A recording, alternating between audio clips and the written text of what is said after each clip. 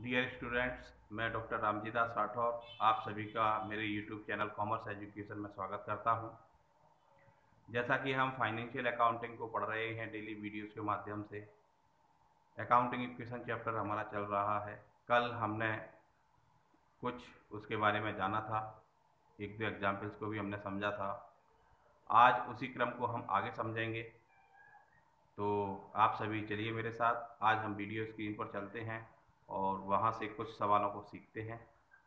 Okay dear students, जैसा कि आप अभी स्क्रीन पर देख रहे हैं, हम अकाउंटिंग इक्वेशन का एक एग्जाम्पल अभी समझेंगे इस वीडियो के माध्यम से। तो इसमें जो आपका फर्स्ट ट्रांजैक्शन है, जो फर्स्ट ट्रांजैक्शन आप देखिए तो वो है started business with cash ₹1,00,000।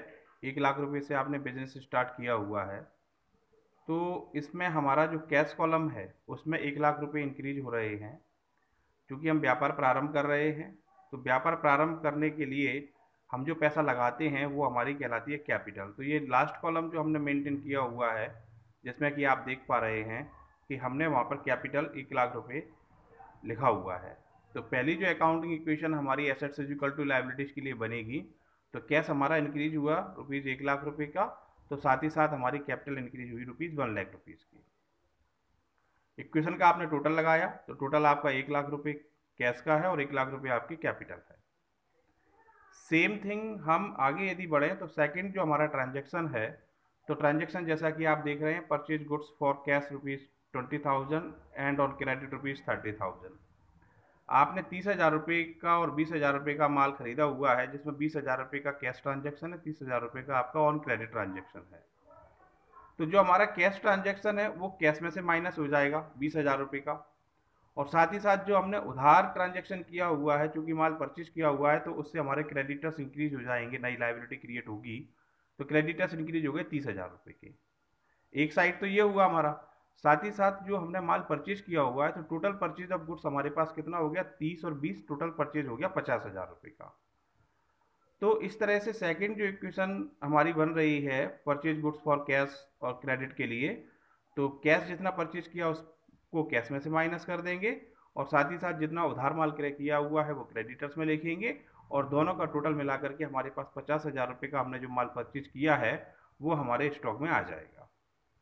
Capital पर कोई इफेक्ट इसका नहीं पड़ेगा। आपने इसका टोटल लगाया तो आप देख रहे हैं कैश हमारा 20,000 डिक्रीज हो चुका है, तो हमारे पास कैश बैलेंस रहा ₹80,000 का। स्टॉक हमारे पास 50,000 रुपये हो चुका है, जबकि डेटर्स में अभी कुछ भी अमाउंट नहीं है हमारे पास। क्रेडिटर्स 30,000 रुपये के हैं जो कि अभी नए क्रिएट हुए हैं, और कैपिटल हमारा एज इट इज 1 लाख रुपये का रहेगा। देन नेक्स्ट ट्रांजेक्शन की यदि हम बात करें, तो अगला जो ट्रांजेक्शन है वो हमारे पास sold goods for cash costing ₹10,000 and on credit costing ₹15,000, both at a profit of 20%। इसमें आप जैसा कि देख रहे हैं कि दोनों सेल्स की आपको कॉस्ट दी गई है। तो यदि हम पहले इस कॉस्ट की बात कर रहे हैं, तो टोटल जो माल हमने बेचा हुआ है 10,000 का माल नगद है और 15,000 रुपये कॉस्टिंग का हमारा उधार है। तो टोटल जो हमारा गुड्स सप्लाइड किया गया है वो टोटल गुड्स है हमारे पास 25,000 का। तो 25,000 रुपये का माल हम स्टॉक में से पहले माइनस कर दें, तो एक काम हमारा हो चुका है।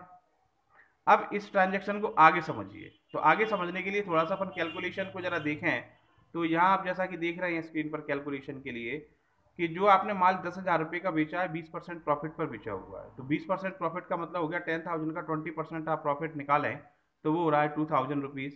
तो सेल्स प्राइस आपके पास हो गया 10,000 प्लस 2,000 टोटल 12,000। तो 12,000 रुपये का आपका माल क्या हो गया, नगद विक्रय हो गया। जो नगद विक्रय आपने किया हुआ है तो उससे आपकी कैश इंक्रीज हुई, ये कैश इंक्रीज हो रही है आपकी 12,000 रुपये से। टोटल कैश का यदि हम करें तो 80,000 में 12,000 आपने टोटल किया, तो 92,000 आपके पास आ चुके हैं। स्टॉक अभी ये मैंने आपको बताया था कि टोटल कॉस्टिंग 10 और 15 25,000 की स्टॉक आपकी सॉर्ट हो चुका है।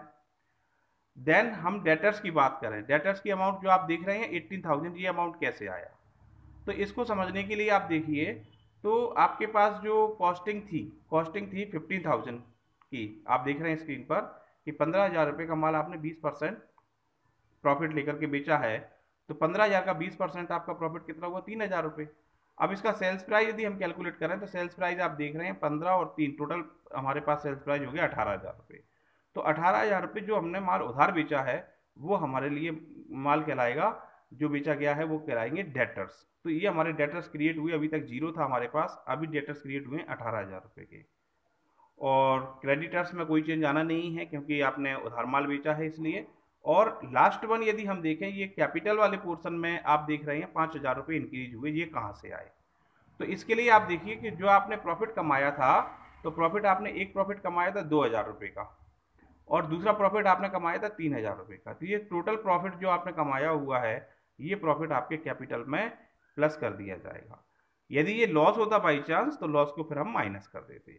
तो इस तरह आपने ये देखा कि एक अकाउंटिंग इक्वेशन के हमने कुछ पॉइंट्स को जाना, जिसमें हमारे पास कैपिटल से रिलेटेड भी ट्रांजैक्शन था, परचेज सेल्स से रिलेटेड ट्रांजैक्शंस थे। तो अकाउंटिंग इक्वेशन का यदि हम फाइनल टोटल लगाएंगे, तो टोटल लगाते समय आप स्पेशली याद रखिए, इसका थंब रूल है कि जो आपकी लायबिलिटी साइड, जैसा कि आप देख रहे हैं क्रेडिटर्स 30,000 रुपये के हैं, कैपिटल आपके पास 1,05,000 रुपये की टोटल हो चुकी है, तो टोटल आपके पास हो जाएगा 1,35,000 रुपये। और इस साइड यदि आप टोटल करें तो 92,000 आपके पास है, 25,000 आपके पास है, 18,000 आपके पास है, तो इसका टोटल भी आपके पास 1,35,000 हुआ। तो इस तरह हमने इस सवाल को समझा, इसकी आप थोड़ा सा और प्रैक्टिस करें, और इसी क्रम में फिर हम आगे अगला सवाल समझेंगे। Thank you. अभी आप स्क्रीन पर अगला सवाल देख रहे हैं, और इसमें भी हमारे कुछ ट्रांजैक्शंस दिए गए हैं। इन ट्रांजैक्शंस को भी हम अपने अकाउंटिंग इक्वेशन में सेट करना सीखते हैं, किस तरीके से ये सेट हो रहे हैं। तो अकाउंटिंग इक्वेशन जो हम स्टार्ट करते हैं, तो आप देख रहे हैं कि एसेट्स इज इक्वल टू हमारे पास लायबिलिटीज प्लस कैपिटल होता है एक बेसिक, और जैसे जैसे ट्रांजैक्शंस हमारे पास आ जाते हैं उसके हिसाब से हम उसको इंक्रीज डिक्रीज करते चले जाते हैं बाकी चीज़ों के लिए। तो आप इसको ध्यान से देखिएगा, कुछ नई चीज़ें भी इसमें जानने के लिए मिलेंगी आपको। तो सबसे पहले हम जो बात कर रहे हैं, तो पहला ट्रांजैक्शन आप देख रहे हैं, तो फर्स्ट ट्रांजैक्शन जो हमारे पास है वो है started business with cash rupees 1,20,000। ये आप देखिए, ये दिया हुआ है 1,20,000। अब इस ट्रांजैक्शन को हमने जो रिकॉर्ड किया हुआ है, तो रिकॉर्ड करने के लिए आप देख रहे हैं स्क्रीन पर कि हमारे पास कैश कॉलम है, जिसमें हमारे पास 1,20,000 रुपये का अमाउंट हमने लिखा हुआ है। ये 1,20,000 रुपये हमने लिखा कैश में। और जैसा इसके पहले सब में भी हमने सीखा था कि जब बिजनेस स्टार्ट करते हैं तो वो हमारा पैसा कहाँ पर जाता है? कैपिटल के लिए। तो आप देख रहे हैं लायबिलिटी साइड में कैपिटल जो हमारे पास 1,20,000 रुपये की है, जो कि हमने लिखी है।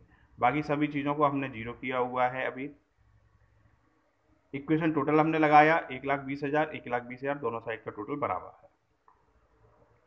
इसके बाद जो सेकेंड ट्रांजेक्शन हमारे पास है, तो वो ट्रांजेक्शन आपके पास है रेंट रिसीव्ड। तो रेंट रिसीव्ड आपके पास रुपीज़ है 10,000, किराया मिला है, पैसे मिले आपके पास, तो नेचुरली है कैश आपका इंक्रीज हुआ, 10,000 से आपका कैश इंक्रीज हो चुका है।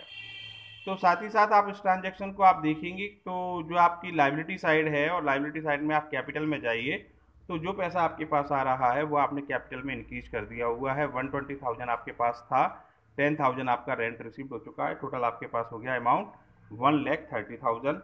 तो ये आपका अकाउंटिंग इक्वेशन का टोटल हो चुका है, न्यू इक्वेशन 130 की। देन इसके बाद आपने जो अगला ट्रांजैक्शन है, काफ़ी महत्वपूर्ण ट्रांजैक्शन है ये आप सभी के लिए, और नया भी है हमारे लिए, तो इसको ज़रा ध्यान से देखें। तो ट्रांजैक्शन हमको दिया हुआ है third one, invested in shares rupees 50,000।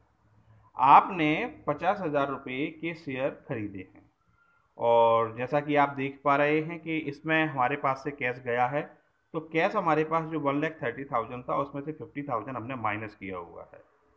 तो साथ ही साथ जो कैश हमारा कन्वर्ट हो रहा है, तो वो एक एसेट्स में कन्वर्ट हो रहा है, और इस एसेट्स का नाम है शेयर्स। हमने किसी कंपनी के लिए हैं, तो हमने एक कॉलम बना दिया शेयर्स के नाम से, शेयर्स हमने ले लिए 50,000 रुपये के। इस ट्रांजैक्शन का इफेक्ट लायबिलिटी साइड बिल्कुल भी नहीं पड़ेगा, जैसा कि आप देख पा रहे हैं लायबिलिटी में कोई चेंज नहीं आएगा, ये केवल एसेट साइड ही आपके लिए इफेक्ट डालेगा। इसके बाद हम अगले ट्रांजैक्शन की बात करें, तो हमारे पास ट्रांजैक्शन है रिसीव्ड डिविडेंड रुपीज़ 5,000। हमको डिविडेंड मिला है, जो हमने शेयर्स खरीदे थे उन पर लाभांश हमको प्राप्त हुआ है। तो जो लाभांश हमको मिल रहा है, तो आप स्क्रीन पर देख पा रहे हैं कि कैश हमारे पास जो था 80,000 का, उसमें 5,000 हमने प्लस कर दिए। तो साथ ही साथ जो लाभांश हमको मिला है, कैश मिला हुआ है, वो कैश हमारी कैपिटल में भी इंक्रीज कर दिया गया। 5,000 से हमारी कैपिटल बढ़ चुकी है, तो 130 प्लस 5 135 हो चुका है, और इधर शेयर्स हमारे पास 50,000 के थे, कैश 85,000, टोटल दोनों साइड का बराबर 135,000 आप देख रहे हैं स्क्रीन पर। और इसके बाद जो नेक्स्ट ट्रांजेक्शन हमारे पास है, हालांकि इस टाइप का ट्रांजेक्शन हम पहले भी कर चुके हैं पिछले समों में, तो इसमें आपको दिया है परचेज गुड्स ऑन क्रेडिट ₹35,000। आपने उधार माल खरीदा। अब जब उधार माल खरीदा है तो नेचुरली है आपके पास एक चीज़ जो एसेट्स में बढ़ेगी वो क्या है, स्टॉक। स्टॉक का कॉलम आपने नया मेंटेन किया 35,000 के लिए। तो साथ ही साथ इस पैसे को आपको देना है इन फ्यूचर। इन फ्यूचर जो पैसा हमको देना होता है वो हमारे होते हैं क्रेडिटर्स। जब हम कोई सर्विसेज या माल वगैरह उधार लेते हैं तो जिनसे उधार लिया है वो हमारे क्रेडिटर्स ग्रुप में चले जाते हैं। तो क्रेडिटर्स हमारे पास इंक्रीज हुआ है 35,000 का। बाकी चीज़ों में नो चेंज है। बाकी आप टोटल लगा दीजिए। 85,000 कैश है आपके पास, 50,000 के शेयर हैं, 35,000 आपके पास स्टॉक है और 35,000 के क्रेडिटर्स हैं और 135 आपके पास टोटल कैपिटल है। देन इसके बाद हम बात करें तो अगला जो ट्रांजेक्शन है वो है paid cash for house hold expenses. आपने हाउस होल्ड एक्सपेंसेस के लिए, इसके बाद हम अगला ट्रांजेक्शन देखते हैं तो हमारे पास है paid cash for house hold expenses 7,000 rupees. 7,000 रुपये हमने पर्सनल यूज के लिए निकाले हुए हैं। तो आप देख पा रहे हैं कि कैश में से हमने 7,000 रुपये कम किए हुए हैं। तो साथ ही साथ जो हमारी कैपिटल थी, कल भी हमने इस तरीके का ट्रांजेक्शन समझा था, कैपिटल में से हमारे 7,000 रुपये माइनस कर दिए जाएंगे। तो बैलेंस हमारे पास कैपिटल लगी 1,28,000 की और क्रेडिटर्स हमारे पास 35,000 के हैं, स्टॉक 35,000 का है, शेयर्स एज इट इज़ 50,000 के हैं। ठीक है। और जो हमारे पास ये कैश था 7,000 कम होने के बाद 78,000 हमारे पास कैश बचेगा। देन अगला ट्रांजेक्शन हम देखें तो sold goods for cash ₹14,000, costing थी इसकी 10,000। तो 14,000 रुपये का आपने माल बेचा है, 14,000 रुपये आपके कैश में इंक्रीज हो जाएंगे। तो साथ ही साथ गुड्स आपका 10,000 रुपये का कम हुआ है। जितना आपने प्रॉफिट कमाया वो प्रॉफिट आपका 4,000 रुपये कैपिटल में प्लस कर दिया गया है। इसके बाद हम बात करें तो कैश पेड टू रागनी, हमने रागनी को पेमेंट किया हुआ है। तो cash paid to Ragini that means हमारा कोई क्रेडिटर्स रहा होगा जिसको हमने पेमेंट किया हुआ है। तो कैश में से 35,000 आपने माइनस किए हुए हैं। तो करस्पॉन्डिंग साथ ही साथ आपने देखा है कि क्रेडिटर्स जो हमारे पास थे 35,000 के, उस 35,000 को हमने माइनस किया हुआ है। तो क्रेडिटर्स बैलेंस अब हमारे पास जीरो हो चुका है। कैपिटल हमारे पास 1,32,000 का है, स्टॉक हमारे पास 25,000 का है, शेयर्स हमारे पास एज इट इज 50,000 के हैं और कैश में से जो इंक्रीज किया डिक्रीज किया हमने 35,000, तो रिमेनिंग अमाउंट हमारे पास 57,000 बचा हुआ है। देन लास्ट हमारे पास है डिपॉजिटेड इनटू बैंक, आपने बैंक में पैसे जमा कराए।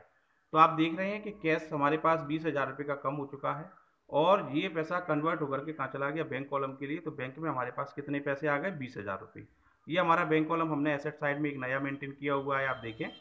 और इस तरह हम इसका फाइनल इक्वेशन टोटल लगाएं तो हमारे पास 37,000 कैश कॉलम का टोटल है और 50,000 हमारे पास शेयर्स है, 25,000 स्टॉक है, 20,000 हमारे पास ये बैंक है और कैपिटल हमारे पास है 132,000 की और क्रेडिटर्स हमारे पास अब कुछ भी नहीं है और टोटल हमारे पास equation assets is equal to liabilities 1,32,000 हो चुका है। तो इस तरह हमको अकाउंटिंग इक्वेशन को थोड़ा सॉल्व करना है। इसकी आप और ज़्यादा प्रैक्टिस करें, जितना ज़्यादा आप प्रैक्टिस करेंगे ये आपको उतना ज़्यादा समझने में आसान होगा। तो अकाउंटिंग इक्वेशंस को आप समझते जाइए। और इसका जो थंब रूल है जो कि मैंने आपको पहले ही बताया हुआ है कि assets is equal to liabilities होता है, हमेशा लास्ट में टोटल आपका बराबर आना ही चाहिए। हम अकाउंटिंग इक्वेशन का अगला सम समझ रहे हैं, इसमें कुछ नई बातें हमको जानने के लिए मिलेंगी, तो इसको आप ज़रा ध्यान से समझें। तो पहला ट्रांजैक्शन जैसा कि कॉमन ट्रांजैक्शन हमारे पास रहा है स्टार्ट इज विद कैश, तो इसमें कैश आप देख रहे हैं इंक्रीज हुआ है। तो साथ ही साथ कैपिटल साइड आपका इंक्रीज हुआ है 1 लाख रुपीज़। ये तो नॉर्मल ट्रांजैक्शन था। यहाँ देखिए ये सेकंड ट्रांजैक्शन हमारे लिए थोड़ा नया ट्रांजैक्शन है। तो ये है आपका पेड रेंट इन एडवांस, आपने रेंट पेड किया हुआ है, एडवांस में पेड किया हुआ है। तो आप देख रहे हैं कि जो भी हम पेमेंट करते हैं तो वहाँ हमारी कैश पोजीशन कम हो जाती है। अब जो हमने एडवांस पेमेंट किया हुआ है तो जितना भी हम एडवांस पेमेंट करते हैं उसका लाभ हमको आने वाले वर्षों में मिलेगा। तो ये हमारे लिए कहलाएगा प्रीपेड एक्सपेंसेस। प्रीपेड एक्सपेंसेस हमारी एसेट्स होगी और इसको हम एसेट साइड डील कर रहे हैं जैसा कि आप इक्वेशन में देख पा रहे हैं। लायबिलिटी साइड इसके लिए कोई रिकॉर्ड मेंटेन नहीं किया जाएगा। तो जो रेंट आपने एडवांस में पेड किया था कैश में से माइनस किया गया, तो साथ ही साथ आपने प्रीपेड एक्सपेंसेस के साथ इसको डील किया हुआ है। इसके बाद हम अगले ट्रांजैक्शन की बात करें तो purchase goods for cash 50,000 and credit 20,000। अब आपने नगद माल खरीदा 50,000 रुपये का, तो जितना नगद खरीदा है उतने में आपका कैश माइनस हो जाएगा 50,000 से। तो साथ ही साथ जो आपने टोटल माल परचेज किया है, तो टोटल माल परचेज हुआ 50 प्लस 20, टोटल माल परचेज हुआ 70,000 का। और यदि हम उधार ट्रांजैक्शन की बात करें तो 20,000 का आपने उधार माल खरीदा था, तो जो उधार माल है जो परचेज किया गया वो क्रेडिटर्स हमारे कॉलम में आ जाएंगे ₹20,000 से। समझ आया आपको? तो ये हमारे पास टोटल ट्रांजैक्शन क्या हुआ कि कैश में से 50,000 माइनस 70,000 हमारे पास टोटल स्टॉक हुआ और 20,000 हमारे पास क्रेडिटर्स हैं। इसके बाद sold goods for cash rupees है हमारे पास 80,000, कॉस्टिंग ₹40,000 का है। तो देखिए आपने नगद माल बेचा कितने का, 80,000 रुपये का, तो नगद इंक्रीज कितना हुआ आपके पास, 80,000 रुपये। अब इसकी कॉस्टिंग कितनी थी, 40,000 रुपये, तो 40,000 रुपये की आपका गुड्स जो था स्टॉक में वो कम हो जाएगा। और साथ ही साथ आपको जो प्रॉफिट हुआ है इस पर, तो प्रॉफिट कितना हुआ, 40,000 का माल आपने बेचा 80,000 रुपये में, तो प्रॉफिट जितना हुआ वो प्रॉफिट आपका कैपिटल में प्लस कर दिया जाएगा। जो आप देख पा रहे हैं कैपिटल जो कॉलम हमारे पास था उसमें 40,000 हमने प्लस किया हुआ है। देन इसके बाद नेक्स्ट अकाउंटिंग इक्वेशन की हम बात करें जो कि काफ़ी इंपॉर्टेंट है हमारे लिए, कि paid salary in cash 4,500 and salary outstanding ₹1,000। अब देखिए जो आपने नगद सैलरी दी हुई है ना 4,500 की, उसको तो हमने माइनस किया कहाँ पर, कैश में से, एक काम। दूसरी बात जो एक्सपेंस आप पेड कर चुके हैं वो तो क्लियर हो चुका है, तो साथ ही साथ जो आउटस्टैंडिंग सैलरी थी वो कितनी थी, 1,000। तो 1,000 आउटस्टैंडिंग सैलरी जो हमारे पास थी, तो हम एक नया कॉलम क्रिएट करेंगे लायबिलिटी साइड के लिए, आउटस्टैंडिंग सैलरी के नाम से आप देख रहे हैं। तो ये हमारे पास कितना इंक्रीज हुआ, 1,000 रुपये। टोटल सैलरी जो हमने पेमेंट किया हुआ है, तो जितना पेमेंट किया हुआ है 4,500 का पेमेंट किया है, 1,000 हमारी आउटस्टैंडिंग है, तो टोटल 5,500 की सैलरी को हम इस साल के कैपिटल में से माइनस कर देंगे। इस ट्रांजेक्शन को थोड़ा आप अलग से याद रखिएगा कि सैलरी जितनी पेड की है वो कैश में से माइनस की, जितनी आउटस्टैंडिंग थी तो आउटस्टैंडिंग और कैश पेड दोनों सैलरी मिला करके आपको कैपिटल में से माइनस करना है, और आउटस्टैंडिंग सैलरी को आउटस्टैंडिंग कॉलम में आप लिखेंगे। अकाउंटिंग इक्वेशन का नया टोटल आप देख रहे हैं 122,500, 30,000 स्टॉक, 3,000 प्रीपेड एक्सपेंसेस, 20,000 आपके पास क्रेडिटर्स हैं, और 1,000 की आउटस्टैंडिंग एक्सपेंसेस हैं, और 1,34,500 की आपके पास कैपिटल है। देन इसके बाद अगला जो ट्रांजेक्शन है brought motorcycle for personal use. आप देख पा रहे हैं कि पर्सनल यूज के लिए हमने मोटरसाइकिल परचेज किया हुआ है ₹30,000 का, तो कैश हमारे पास जा चुका है 30,000 रुपये का।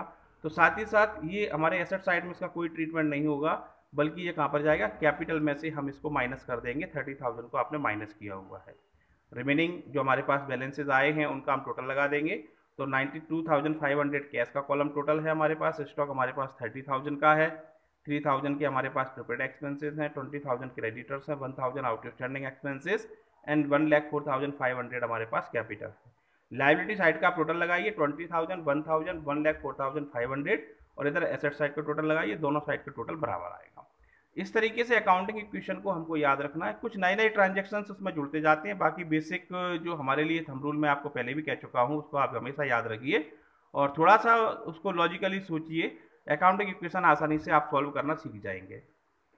चलिए अब इस चैप्टर का अपन लास्ट एक एग्जाम्पल और समझने का प्रयास करते हैं, तो जिसमें थोड़ा सा आप नया ट्रांजेक्शन आप देखेंगे। फर्स्ट ट्रांजेक्शन ही हमारे पास नया हो गया है कि started business with cash 50,000, goods है आपके पास 20,000। दो चीज़ों से आप व्यापार प्रारंभ कर रहे हैं, तो कैश कैश कॉलम में आ जाएगा, गुड्स गुड्स कॉलम में आ जाएगा, दोनों को मिला के हमारे पास कैपिटल हुई टोटल 70,000, 70,000 रुपये कैपिटल हो चुकी है।